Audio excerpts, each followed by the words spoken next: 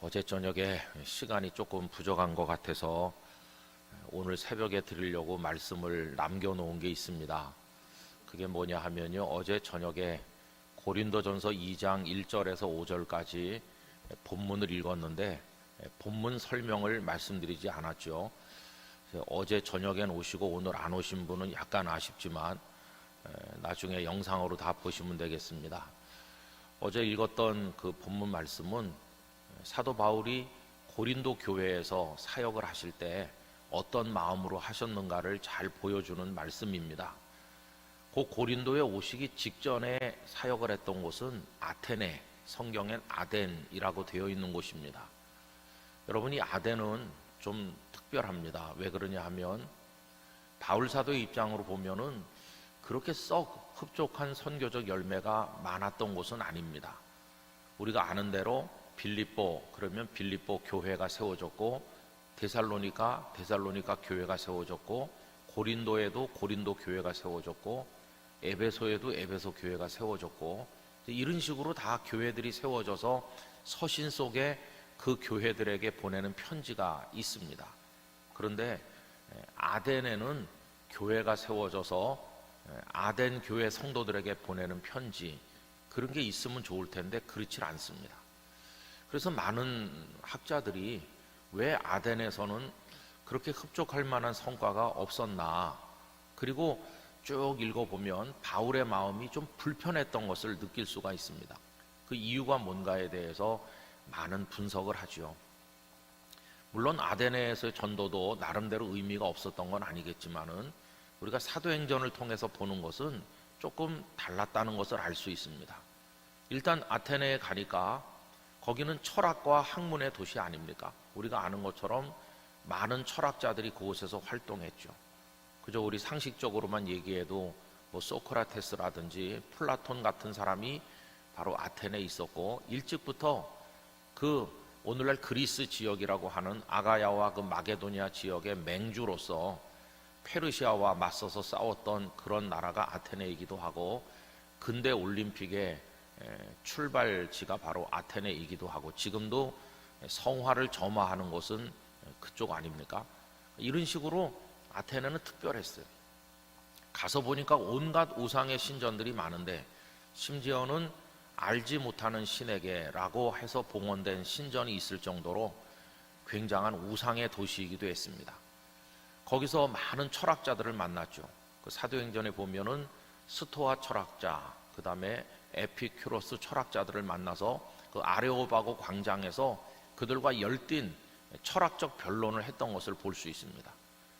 그런데 다른 곳에서는 바울이 복음을 전할 때 뭐 여러 가지 사설을 붙이지 않았어요. 그냥 예수 그리스도, 예수님께서 어떻게 십자가에 죽으시고 어떻게 부활하셔서 죄인들을 용서하시고 생명으로 인도하시는지 그 캐리그마적 복음의 엑기스를 설교했어요. 여러분, 그 성령 충만한 오순절 역사 이후에 사도행전 2장에 오순절에 모인 디아스포라 유대인들 앞에서 설교할 때도 핵심은 십자가와 부활이었습니다. 그리고 그 예수님을 믿으면 구원받는다는 그 외침이었죠. 사도행전 3장에 와도 날 때부터 걸어보지 못한 성전 미문의 안진뱅이 장애인을 하나님의 능력으로 일으킨 다음에도 모여든 군중 앞에 했던 설교가 십자가와 부활이었어요. 이 예수를 너희가 십자가에 못 박아 죽였다. 그러나 지금이라도 회개하고 그분을 믿으면 너희들의 죄를 깨끗하게 해주신다. 이게 그 복음의 핵심이었어요. 다른 지역에 가서도 계속 그 십자가와 부활에 피 묻은 복음을 전했는데 아테네에서는 그렇게 하지 않았습니다. 뜻밖에도 바울은 철학적 입장에서 변론을 해나갔습니다.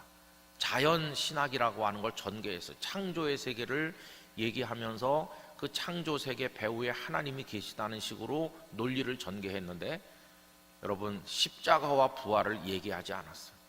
근데 어떤 사람들이 그 바울의 전개하는 이야기를 듣고 믿은 사람도 몇 사람 있었지만 다른 지역처럼 복음의 능력이 크게 나타나지는 않았던 것으로 여겨집니다.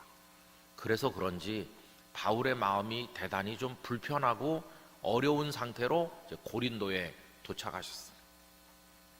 이 고린도는 바울을 압도하기에 충분했습니다. 여러분, 인구가 무려 50만 명 됐어요. 그러니까 요즘에 50만 명은 뭐 도시로 치지도 않습니다만은 그 당시 로마 제국 전체, 그 지중해 세계 전체 인구가 5천만 정도였어요. 지금 우리나라 대한민국 인구 정도가 당시 로마 제국 전체 인구입니다. 그러면 50만 같으면은 100분의 1 아닙니까? 지금 전 세계 인류가 80억이 넘는데 80억의 100분의 1이면 8천만 명 사는 도시인 셈이에요. 어마어마한 규모의 도시죠. 그러니까 세계 최대 도시라고 해도 과언이 아닙니다. 그런 도시 고린도에 도착을 했어요.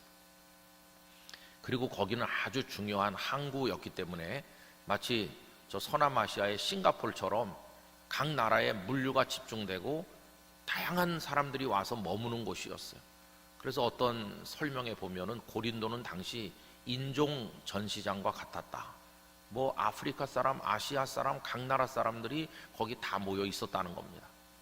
그러면서 각자가 가지고 온 우상을 섬기기 위해서 엄청난 우상의 신전들이 많이 있었고, 그리고 그 중에 최고는 젖이 28개인가 26개 달렸다고 전해지는 아르테미스 여신, 그 여신전이 그 고린도 도시 제일 높은 산정에 떡하니 있었죠. 그게 여러분 이 아데미 신전이 세계 7대 불가사의 중에 그 당시 하나였습니다. 그리고 그 신전에는 소위 성창이라고 해서 거룩한 매춘부라고 불리는 여성들이 1000여 명이나 있어가지고 이 사람들이 거기서 찾아오는 이들과 음란한 행위를 하면서 신전에서 제사를 드리고 육체적 쾌락을 즐기는 아주 타락한 곳이 고린도였어요. 그리고 고린도에 바울이 아는 사람은 그 50만 명 중에 한 명도 없었습니다. 바울 홀로 50만 명 앞에 선 거예요. 그 타락하고 죄악된 도시 앞에 홀로 서 있었어요. 나중에 사람들이 오죠. 디모데도 오고 신라도 뒤늦게 와서 합류했습니다. 그리고 거기서 그 아굴라 브리스길라 부부를 만나서 같이 천막을 만들면서 동역자가 되기는 했지만 처음에는 바울 혼자였어요. 얼마나 마음이 불편했겠습니까? 그러면서 왜 그 직전에 선교지였던 아덴에서는 생각한 만큼 열매가 없었는가를 많이 고심했던 것 같아요.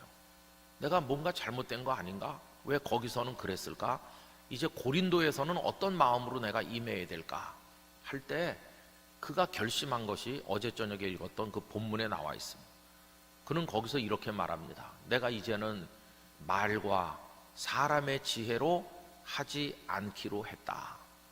여러분, 사람의 지혜, 철학이 무엇입니까? 필로소피는 철학이라고 하는 이렇게 번역이 되고 있는데 그 단어를 뜯어서 보면 소피아, 지혜를 필레오, 사랑하는 거죠. 철학은 지혜를 사랑하는 겁니다. 근데 그 지혜가 하나님께로부터 위에서 내려오는 지혜가 아니고 인간의 이성에서 흘러나오는 지혜죠. 그런 지혜를 가지고 인생사를 논했던 것이 철학자들인데 바울 사도도 학문이 많기 때문에 그 스토아와 에피큐로스 철학자들을 만나가지고 철학적 논증을 했던 것이죠. 여러분, 복음은 철학 이상의 것입니다. 복음은 인간의 이성에서 나온 게 아니라 하나님의 전능하심과 사랑으로부터 나오는 것입니다. 철학은 땅의 것이고 복음은 하늘의 것입니다. 철학은 생명이 없지만 복음은 영원한 생명을 주는 것입니다. 전혀 잇대어 있질 않아요. 차원이 뚝 떨어진 것입니다. 철학을 발전시키면 신학이 되는가? 그렇지 않아요. 가끔 중세 당시에 어떤 사람들은 철학이 극대화되면 신학으로 발전한다고 생각했지만 여러분, 철학과 신학은 그 가운데 연결고리가 없어요. 철학은 인간의 이성을 하나님처럼 생각하는 사람들이 땅에서 하는 작업이고, 신학은 자신의 죄인됨과 멸망할 존재임을 고백하고 위로부터 오는 하나님의 은혜를 앙망하는 사람들에게 내려주시는 하나님의 놀라운 구원에 근거한 것이, 이 사이에 연결성이 없고 완전한 단절이 있는 거죠. 하늘과 땅만큼 차이가 있는 것이고 이 사이에는 깊은 심연이 있어서 갈 수도 올 수도 없는 그런 절대적인 단절이 있는 것입니다. 그래서 그는 결심했습니다. 내가 말의 지혜, 사람의 말의 지혜로 하지 않겠다. 여러분, 고대 그 로마에서 최고로 모든 게 집약된 학문은 수사학이었습니다. 그 유명한 아우구스티누스도 수사학자거든요. 수사학은 법학, 철학 등등 논리학 여러 가지가 다 결집돼 가지고 사람들 앞에서 자신의 생각을 변증하고 사람들을 설득할 수 있는 최고의 기술, 학문이 이게 수사학이었어요. 그러니까 수사학이 말의 지혜죠. 어떻게 내가 말을 잘해서 사람들의 마음을 움직일까? 이게 수사학적 목적 아니겠습니까? 바울은 그 철학자들과 만났을 때 그런 식으로 했습니다. 아데네에서. 근데 내가 이제는 그거 여기선 하지 않겠다. 말재주나 사람의 지혜 따위로 하지 않겠다. 무슨 논리학, 철학, 무슨 수사학 이런 거 다 내려놓겠다. 그리고 그 다음에 보면 이렇게 말합니다. 오직 예수 그리스도와 그리고 그 예수님이 십자가에 못 박히신 것 외에는 알지 않기로 결심했다. 그러니까 고린도에서는 오직 예수님만 이야기하기로.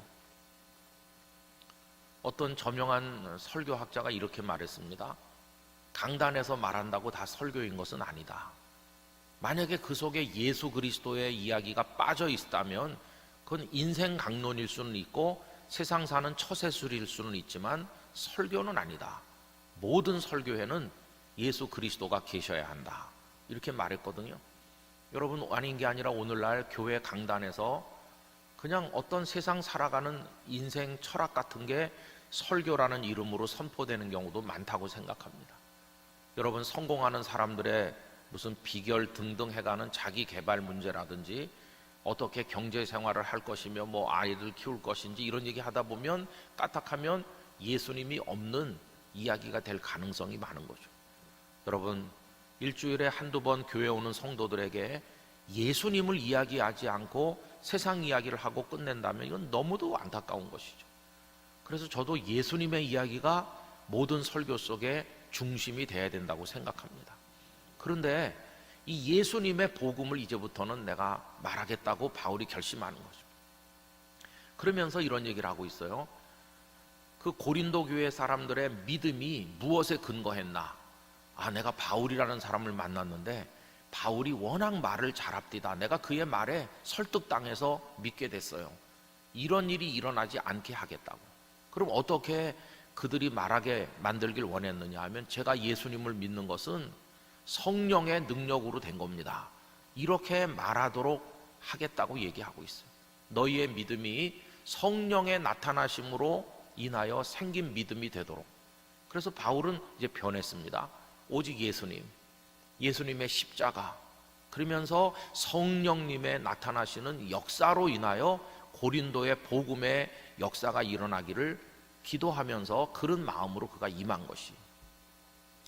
아덴과 고린도를 비교해 보면 아덴에서는 그가 쌓았던 많은 학문, 어제 저녁에 주제대로 말씀하신다면 그가 채웠던 것, 그가 채웠던 것으로 했더니 별 성과가 없었던 것이.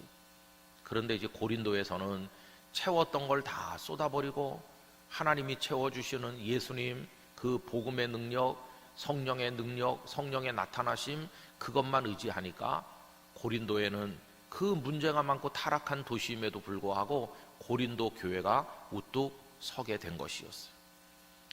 여러분, 그리스에 오래전에 갔을 때 그 고린도에 갔더니 바울을 기념하는 그 예배당 건물이 있었습니다. 바울 교회라고 불리는 교회가 있더라고요.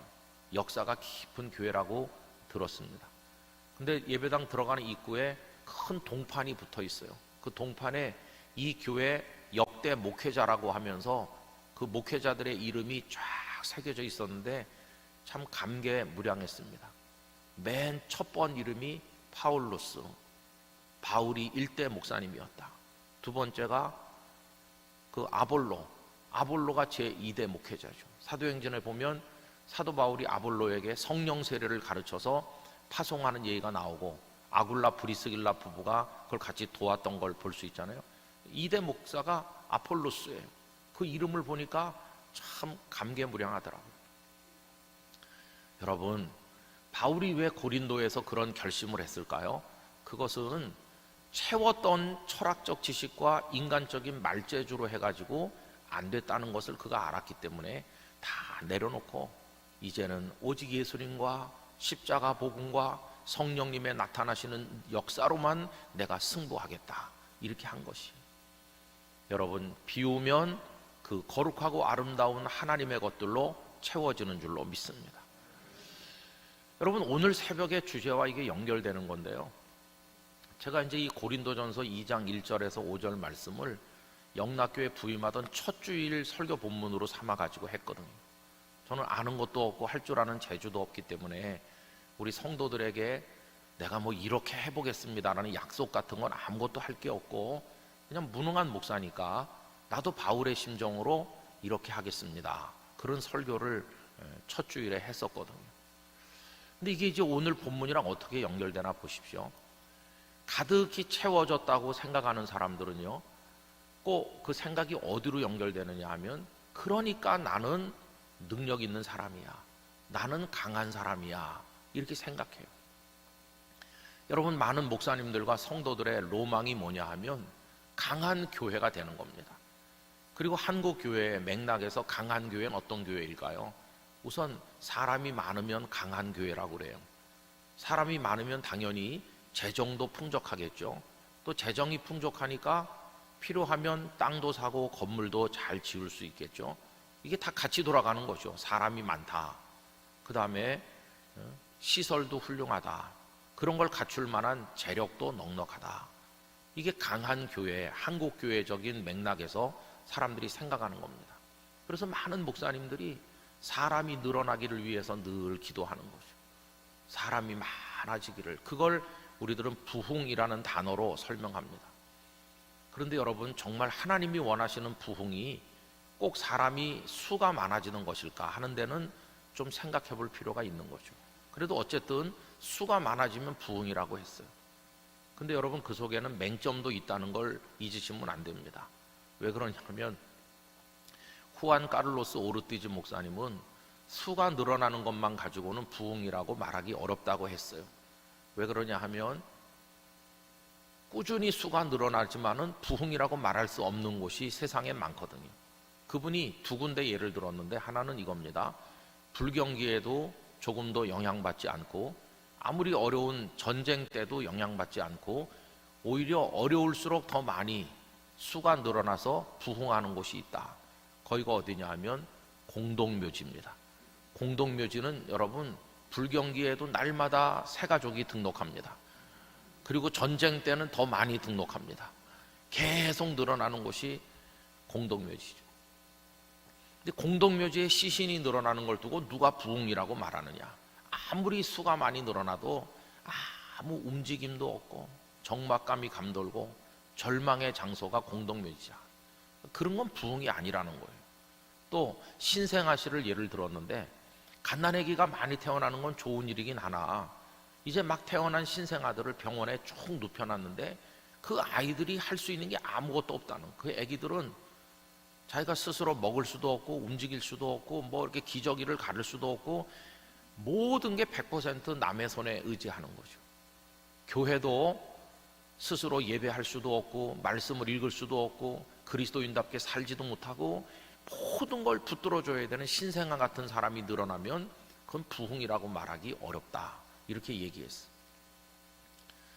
여러분, 숫자가 늘어나고 그래서 재정이 넉넉하고 시설이 확충되는 것만 가지고 주님이 원하던 부흥이라고 말하기에는 좀 괴리감이 있는 게 사실이죠. 근데 어쨌든 한국교회에서는 그걸 다 원했어요. 그래서 우리가 꿈꾸는 교회는 강한 교회입니다. 강한 교회. 교회 차원에서만 그런 게 아니고 개인 차원에서도 그래요. 강한 성도는 건강하고 우선 육체적으로, 그 다음에 정신적으로도 총명하고, 그리고 거기다가 영적인 체험과 은혜도 좀 있고, 그래서 영과 육과 혼이 전부 다 강건한 거, 강한 성도죠. 거기다가 플러스 경제생활도 윤택했으면 좋겠고, 자녀들도 잘 됐으면 좋겠고, 내 이름 석자 가지고 세상에서 행세하는데 꿀림이 없이 누구 앞에서나 명함 한 장 내밀 수 있는 그런 정도의 사람이 되면 그래도 내가 괜찮은 사람이야, 그걸 위해서 하나님 앞에 많은 기도를 했던 거죠. 근데 여러분, 많이 채워져서 나는 강해, 이렇게 되면 그게 꼭 하나님의 축복이겠나, 이런 생각을 해보는 것이죠. 지나간 2000년 교회 역사를 보면요, 확연하게 드러나는 현상이 있습니다. 그게 뭐냐 하면은 강하다고 생각했던 교회들은 모두 다 부패했다는 것입니다. 참 그게 이율배반적인 어려운 숙제죠. 강해지는 순간, 또 강하다고 본인이 느끼든지 남들이 그렇게 말하는 순간 거의 99.9%는 부패했다는 것입니다. 우리 교회 역사 전체를 통해서 부패된 어둠의 교회를 얘기할 때 누구나 말하는 것은 종교개혁 이전의 중세교회죠. 여러분, 중세교회는 교황이 하나님의 자리에 앉아있고 그 밑에 추기경, 대주교, 주교로 쭉 내려오는 이 어떤 계급적 구조 속에서 천하를 손에 쥐고 있었던 게 중세교회입니다. 당시 교회의 힘이 얼마나 막강한지 교황의 허락을 받지 않고는 왕과 황제들이 결혼도 자유롭게 할 수 없었어요. 교황청에다가 내가 어느 나라 공주랑 결혼하려고 하는데 허락해 주십시오. 그러면 교황이 축복해 줘야 결혼이 이루어졌어요. 교황이 허락하지 않는 결혼을 하면 그건 불륜으로 인정됐어요. 그 정도로 교황이 힘이 셌습니다. 심지어는 황제가 황제 될 때 교황이 그 머리 위에 손을 얹어야 황제로 인정되는 거고, 교황이 그 사람을 파문하면 아무리 황제일지라도 백성들에 의해서 밀려나는 거예요.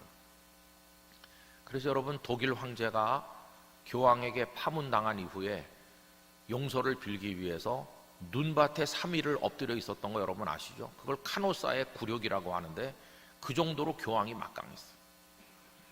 근데 중세 때 최대 신학자인 토마스 아퀴나스라는 사람이 있죠. 이 사람이 어느 날 교황청을 방문했습니다. 그랬더니 교황이 저명한 신학자, 뛰어난 사제가 왔기 때문에 영접했어요. 교황청 마당에 많은 짐을 실은 우마차들이 분주하게 왔다 갔다 하고 있었습니다. 교황이 흡족한 모습으로 이렇게 말했죠. 자, 보시오. 우리의 존경하는 선배이신 베드로께서는 가진 게 아무것도 없어서, 그래서 성전 미문의 안진뱅이 장애인에게 말하기를 나는 은과 금이 없어, 이렇게 말하지 않았습니까?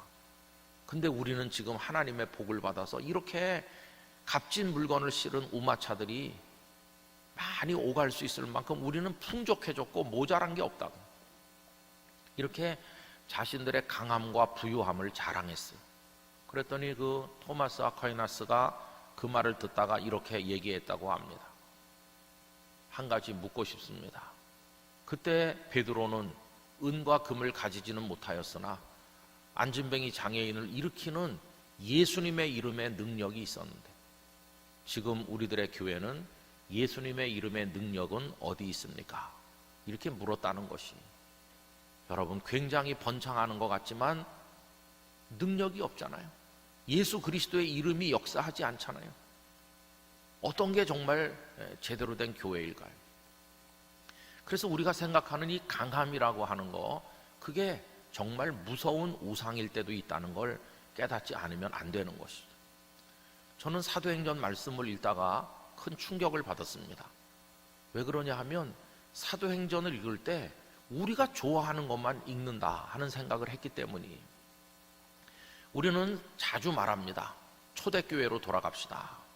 그럼 초대교회가 1세기, 2세기, 3세기 로마 시대 때 교회를 말하는 건데, 진정한 의미의 초대교회는 사도행전에 나오는 예루살렘 교회부터 말하는 거죠. 초대교회 그 원형, 그게 예루살렘 교회 아닙니까? 근데 그 예루살렘 교회 이야기가 사도행전 1장부터 나오는 거죠. 여러분, 우리가 1장부터 2장, 3장까지는 굉장히 우리가 좋아하는 거예요. 4장부터의 사도행전은 별로 한국교회가 좋아하지 않아요. 한번 보세요. 1장에는 예수님 승천하신 얘기가 나와요.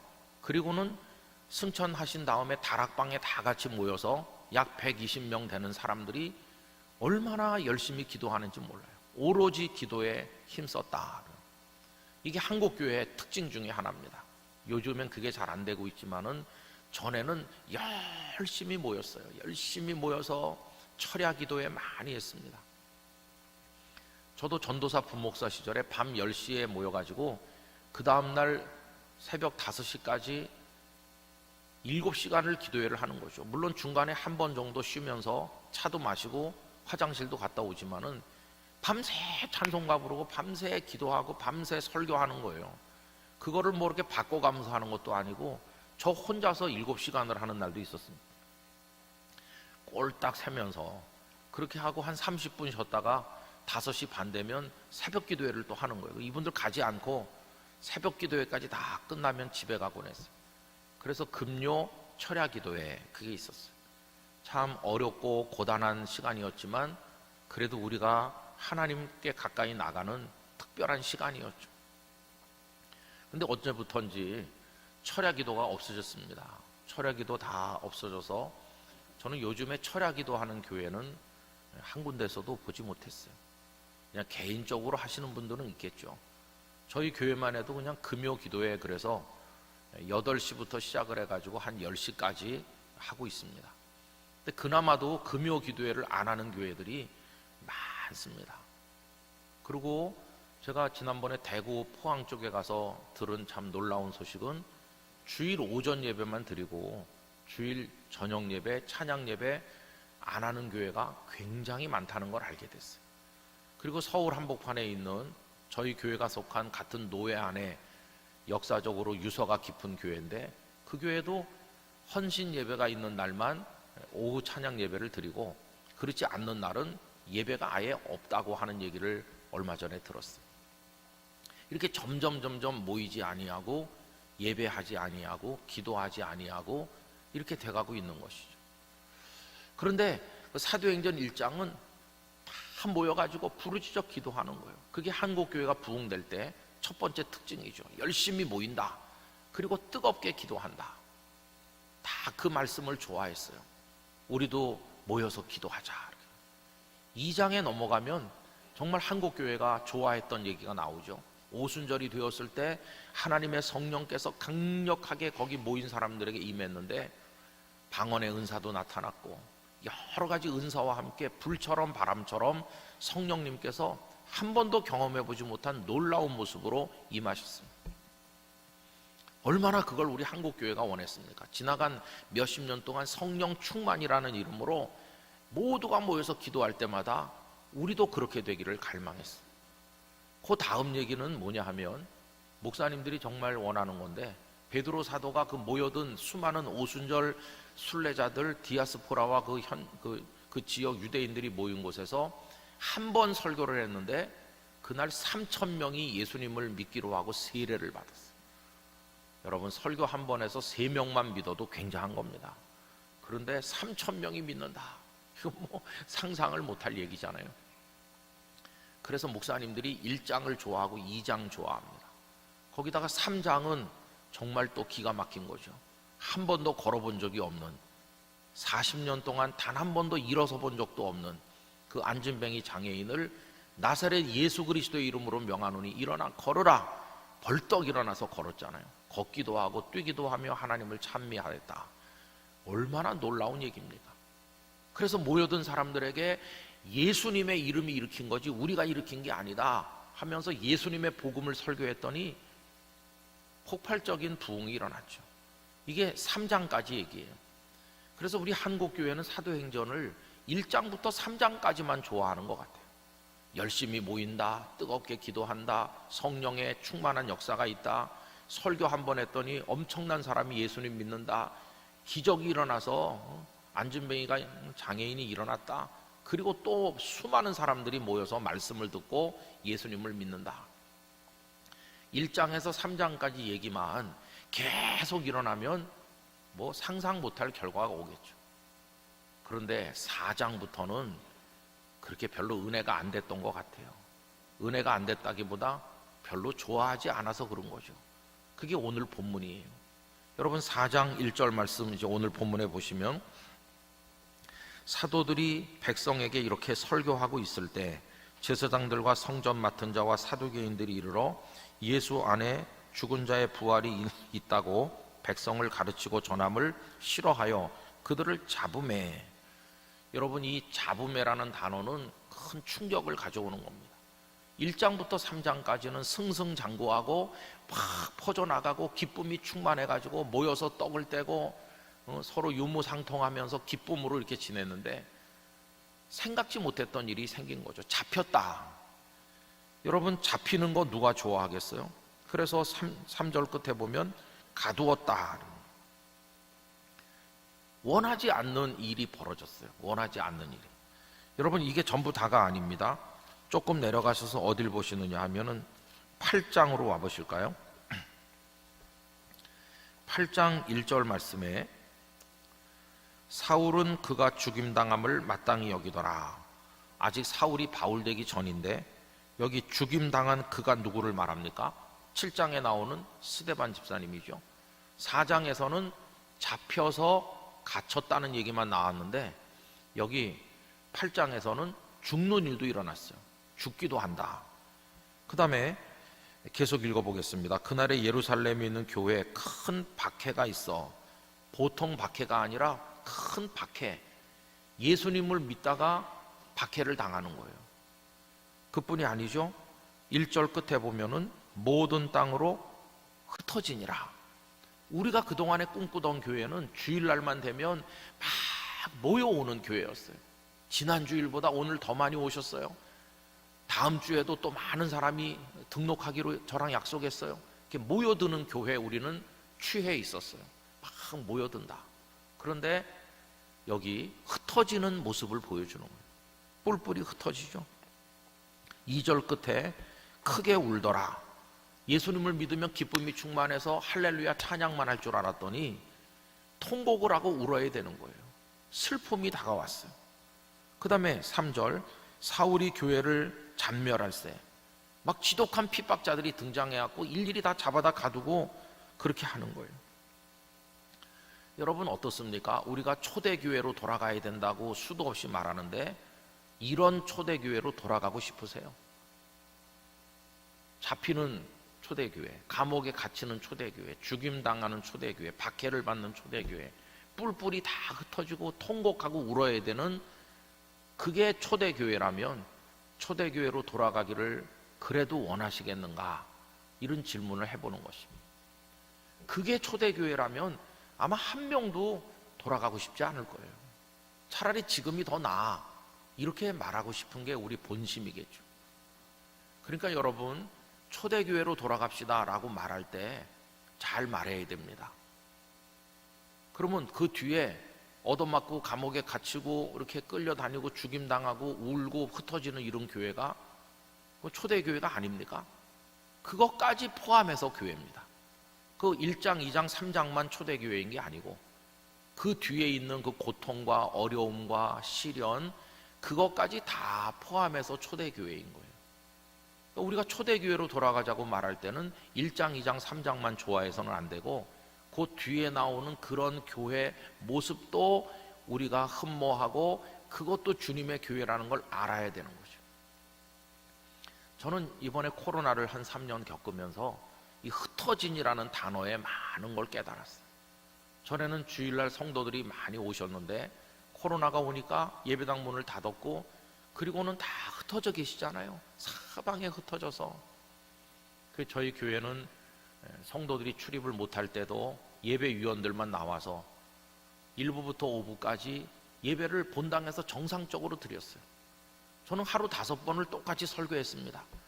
기도하는 분도 바꿔가면서 기도를 하고 솔리스트가 찬양하는데 그 찬양대 속한 솔리스트가 계속 바꿔가면서 어떤 분이 저에게 목사님 일부 예배를 녹화해갖고 그냥 올려두면 사람들이 자유롭게 보면 되지 않느냐 이렇게 말씀하는 분도 있었는데 제 마음에 비록 예배당에 못 가도 지금 현장에서는 예배가 진행되고 있다는 걸 성도들이 아는 게 전혀 다를 것 같았어요. 늘 2부 예배 오는 분은 그 2부 때 교회 홈페이지에 들어오면 예배가 진행되고 있으니까 또 3부에 오는 분은 그 시간에 맞춰서 접속을 하면 되는 거고요. 그런 식으로 했었어요. 그러면서 흩어져 있다는 이 단어가 마음에 너무 강하게 다가오더라고요. 여러분 흩어지면 그 다음부터는 교회가 아닙니까? 제가 하나님께 큰 위로와 은혜를 받은 것은 흩어지는 것도 교회다. 흩어지는 것도 교회예요. 여러분 지금 코로나로 인해서 걱정이 많지만 흩어져 있는 오늘의 이 모습도 하나님이 특별하게 준비한 교회 모습이기를 저는 믿고 있습니다. 하나님의 어떤 뜻이 있을 거라고 생각하는 거죠. 여러분, 오늘 말씀을 강함에서 약함으로 이렇게 했는데 이제 4장으로 다시 돌아와서 봅시다. 이렇게 사도들이 지금 붙잡혀 가가지고 감옥에 갇혔잖아요. 그러면은 여기 두 종류의 사람이 나오죠. 갇힌 사람과 가두는 사람으로 나오죠. 누가 가두는 사람입니까? 그 1절에 있는 것처럼 제사장, 성전 맡은 자, 사두개인, 이 사람들은 강한 사람이죠. 여러분, 예루살렘을 이들이 장악하고 있어요. 그들에게는 권력도 있고 부도 있고 막강한 군사력도 있어서 힘이 있는 강자들이죠. 반면에 붙들려가는 예수님의 제자들은 아무 배경이 없어요. 이들은 고향도 저 갈릴리지 이 예루살렘이 아니고, 예루살렘에 아무것도 없어요. 재산도 없고, 이 사람들은 권력도 없고, 이 사람들은 동원할 군대도 없고, 이 잡아가는 사람들은 아주 강한 사람들이고, 잡혀가는 제자들은 너무나도 약한 사람이에요.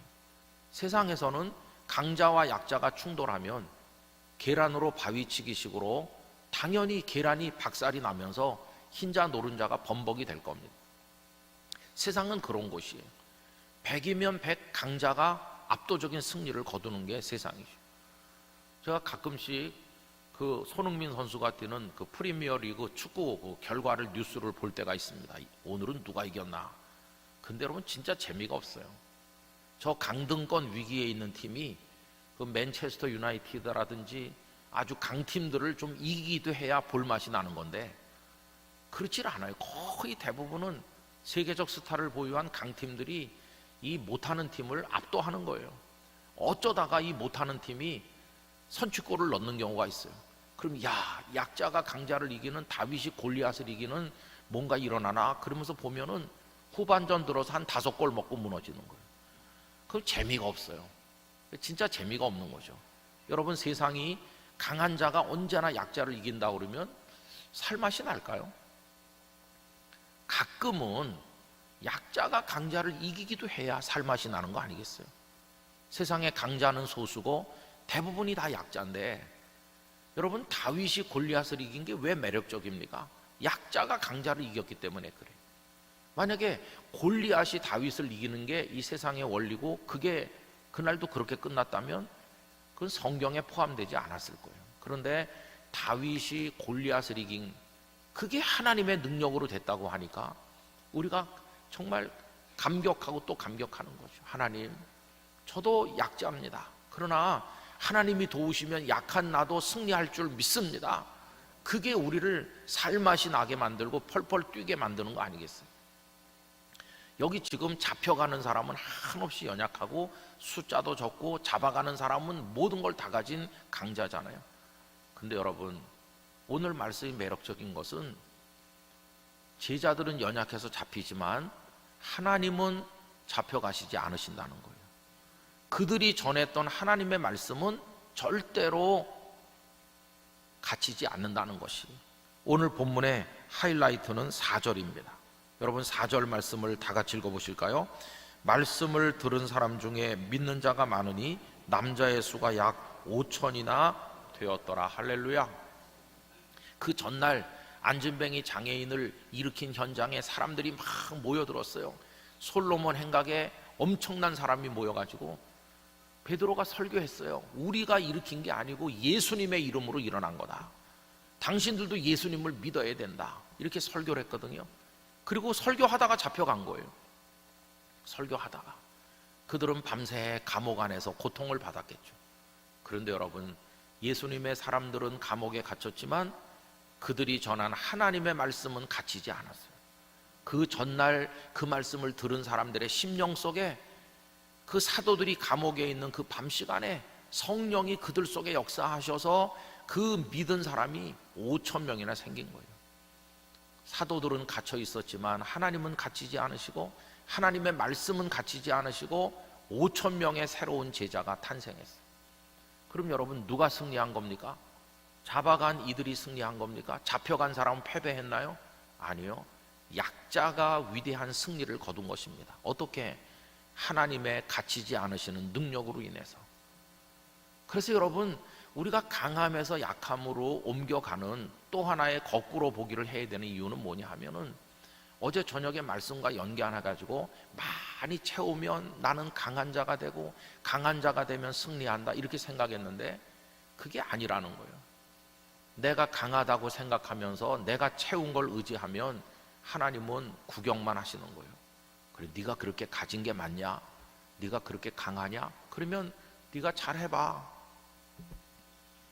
그리고 하나님은 구경하시는 거예요. 패배하고 패배해서 완전히 널브러져 가지고 하나님 앞에 기어 나오듯 엎드려서 눈물로 통해 자복하면서 하나님이 무익한 종을 용서해 주세요, 저를 불쌍히 여겨 주세요라고 할 때까지 하나님은 바라만 보고 계신 것이. 그러나 우리가 우리에게 채워졌던 걸 다 비우고 하나님, 저는 가장 약한 자입니다. 가장 약합니다. 그러나 저는 약하지만 하나님은 승리하실 줄 믿습니다. 이렇게 하면 그때부터 하나님은 일하시는 거예요.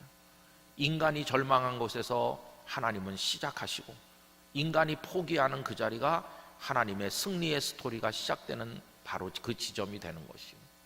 여러분, 그래서 강한 교회가 되려고 하지 말고 약하지만 강한 교회가 돼야 되는 것이에요. 강한 성도가 되려고 하지 말고 약해도 하나님 안에서 강한 성도가 돼야 되는 것이에요. 그 사람이 뭐 제대로 하겠나, 볼품이 없는데, 이렇게 말하는 수가 있어요. 제가 종종 어느 교회 목사님들을 소개해 드릴 때가 있습니다. 청빙위원 장로님들이 찾아오셔서, 목사님, 저희 교회 형편을 아시니까 목사님을 한번 소개해 주십시오, 이렇게 말해요. 그럼 제가 여쭤보죠. 그러면 제가 소개하면 또 다른 분들 소개도 많이 받아서 이렇게 서로 경쟁하는 겁니까? 경쟁하는 것 같으면 저는 소개를 하지 않겠습니다, 이렇게 하면은 그냥 다른 분 소개받지 않고 한 명만 소개받아서 우리가 그분을 모시려고 하니까 한 분만 소개해 주세요. 이런 경우에는 제가 기도하면서 몇 군데 소개를 해드렸어요. 근데 이렇게 소개를 해드리면 어떤 분들은 조금 실망하는 것 같아요. 왜냐하면 아니 뭐 이렇게 스펙이 별로 뛰어나지 않은 분을 소개해 주시나. 우리 교단에는 신학교가 여러 개 있는데, 지방에도 있고 서울에도 있는데요, 다 서울의 광나루 장신대학교를 원하지 저 지방에서 신학한 거는 조금 이렇게 떨어지는 것처럼 생각하거든요. 그래서 제가 그렇지 않다고, 이분은 정말 그 교회에 꼭 맞는 분입니다.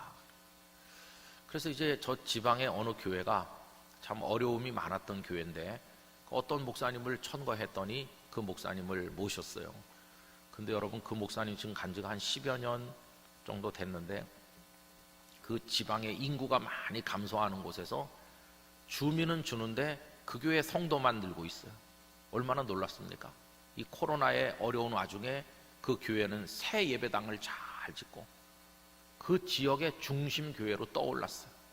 그래서 제가 그 목사님 만났을 때, 목사님, 이제는 이 도시 전체를 성화시키는 일에 목사님 교회가 중심이 되시라고, 다른 교단 교파의 목사님들 다 겸손하게 받들면서 연합해서 이 도시를 성시화하는데 목사님이 밑거름이 되시라고 그런 얘기를 해드렸어요.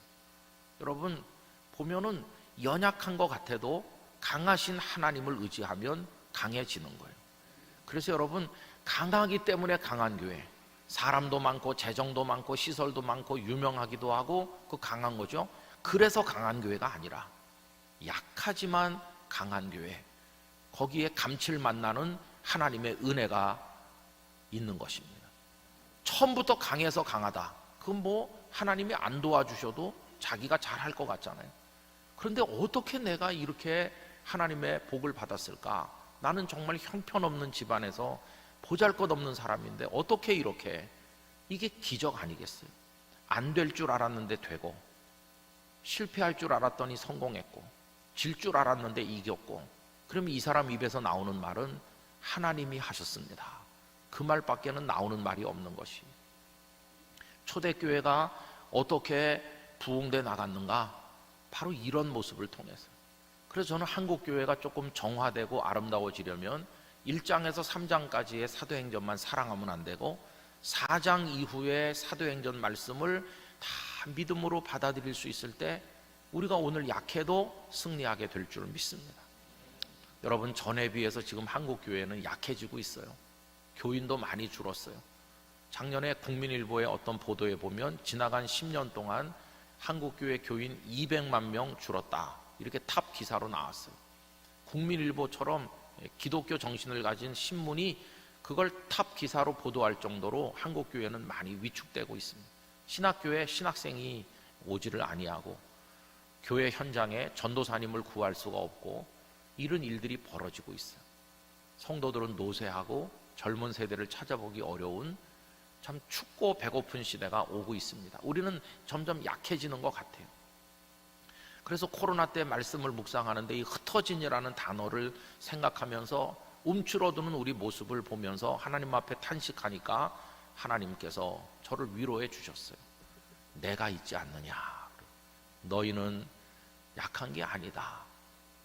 너희가 강해서 강한 적은 한 번도 없었다. 너희들이 자랑하는 강함은 사상 누각과 같은 것이다. 너희들이 연약해도 내가 있기 때문에 너희들은 강하다. 이렇게 위로해 주셨어요. 여러분, 우리 인생에도 이 진리를 적용하길 원합니다. 우리 가정도 연약하고 나도 그렇고 볼품이 없지만 하나님이 승리하시니까 우리는 승리할 줄로 믿습니다.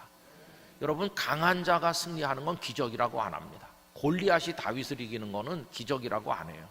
그러나 다윗이 골리앗을 이기는 건 짜릿한 기적인 것이, 그 은혜, 그 하나님의 놀라운 능력, 그걸 우리들의 삶에서 체험하기를 간절히 원하는 것입니다. 이제 이야기 하나만 하고 마무리하려고 하는데요, 여러분, 약함 속에서 하나님의 능력을 체험하는 얘기는 무수하게 많은데 요한 크리스토프스 그 블룸하르트라는 목사님 얘기를 해보겠습니다. 이분은 19세기 초에 나셔서 튜빙겐 대학을 졸업을 하시고 이제 33살 나이에 메트링겐이라고 하는 시골 동네로 목회를 떠났어요. 거기서 목회를 하는데 참 골치 아픈 일이 생겼는데 고트리빈 디투스라고 하는 26살 된 처녀를 만났는데 부모가 없이 그 자매들만 살고 있는 그런 불쌍한 가정이었어요. 근데 고트리빈 디투스가 헛것이 보이기 시작했어요. 몇 해 전에 그 마을에 죽은 그 여자가 아기를 안고 막 자기한테 찾아온다는 둥, 헛것이 보이기 시작한 거죠. 그러더니 점점 증세가 심해져 가지고 도저히 주체하기 어려울 정도로 이제 발악을 하게 됐어요.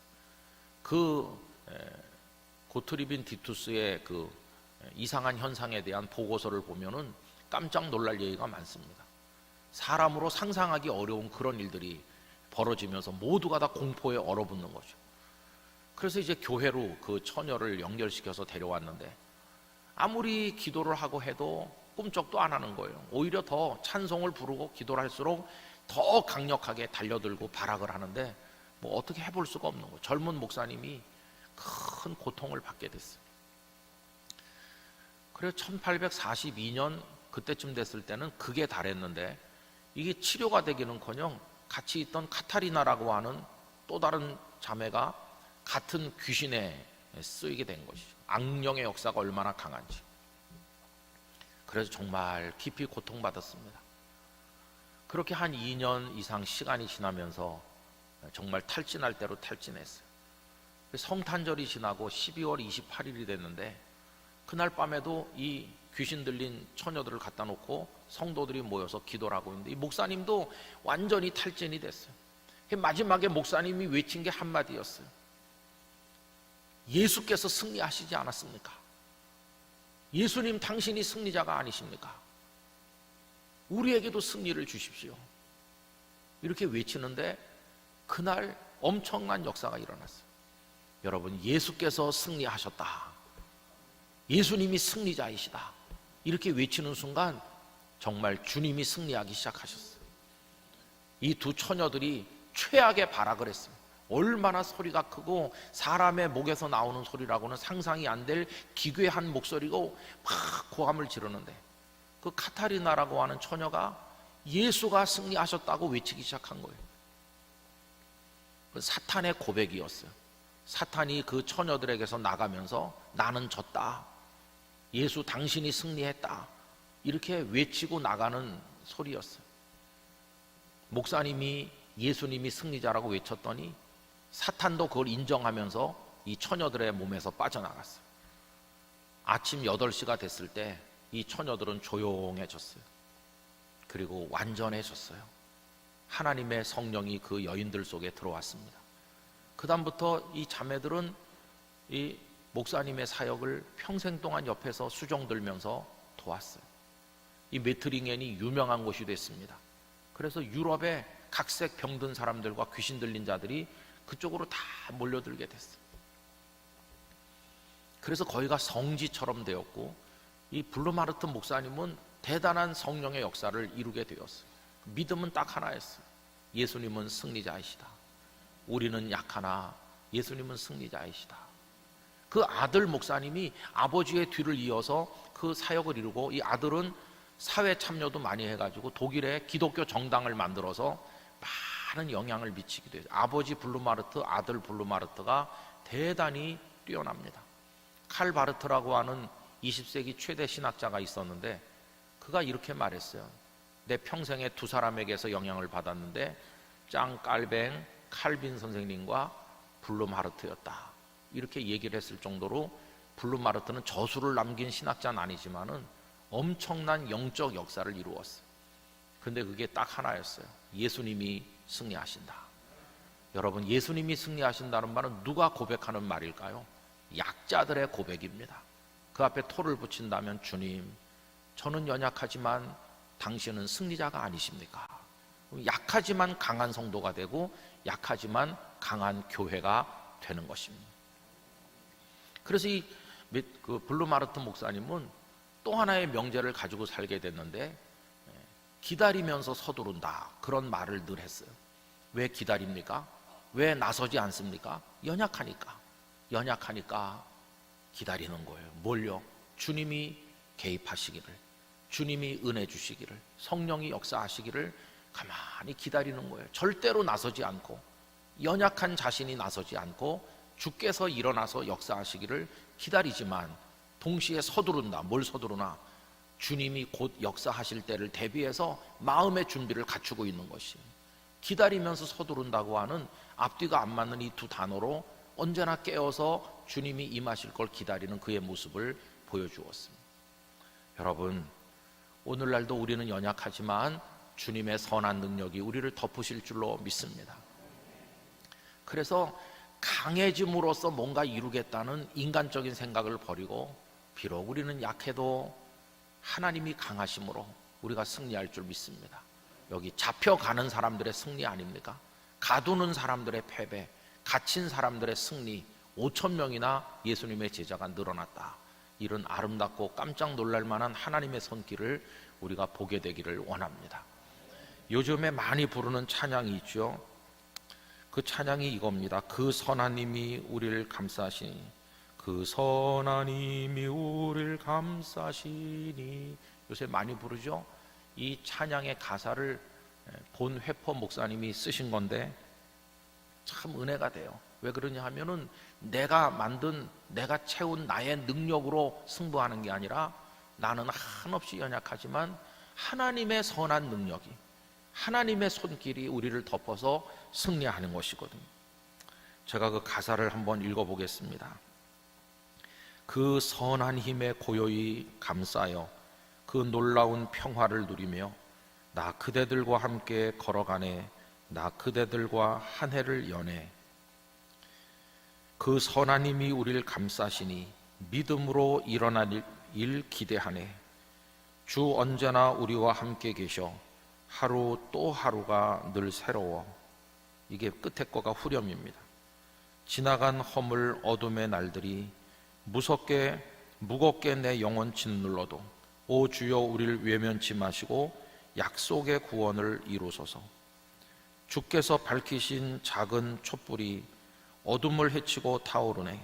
그 빛에 우리 모두 하나 되어 온누리에 비추게 하소서.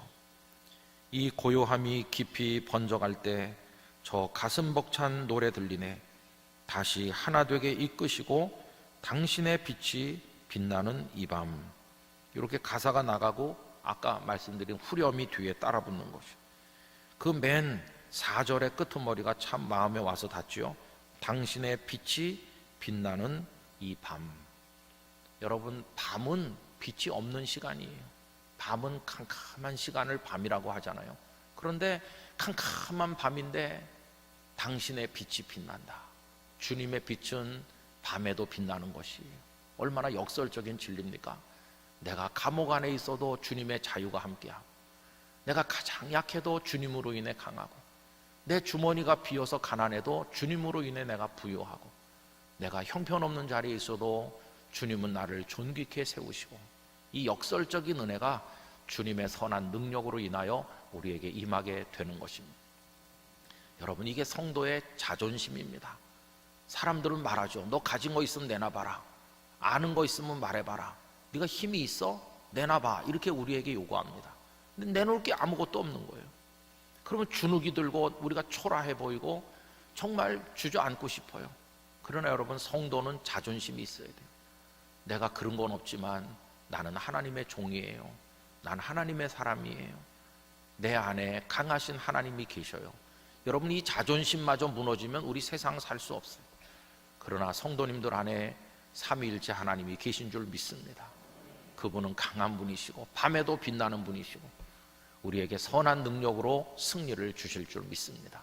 그래서 그분 바라보면서 나가는 거예요. 여러분, 이런 아름다운 삶과 승리가 우리 한신교회 그리고 여러분 개개인에게 가정에 임하시기를 간절히 기원드립니다. 이제 집회가 한 번 남았는데 오늘 저녁에 다 같이 모여서 하나님의 은혜를 나누기를 원합니다. 다 같이 기도하겠습니다. 존귀하신 아버지 하나님, 우리들은 강해짐으로 강한 자가 되기 위해 노력해 왔습니다. 그러나 성경은 약할지라도 강하게 하시는 하나님의 손길을 우리에게 보여주며 약자의 위대한 기적 같은 승리를 많이 말씀하십니다. 저희로 하여금 강하여지고 채워져서 교만한 자로 무너지지 않게 해주시고, 강할 때 부패도 일어났음을 기억하면서 약한 자리에서도 승리하는 하나님의 비밀을 맛보게 하여 주시옵소서. 예수님의 이름으로 기도드리옵나이다. 아멘.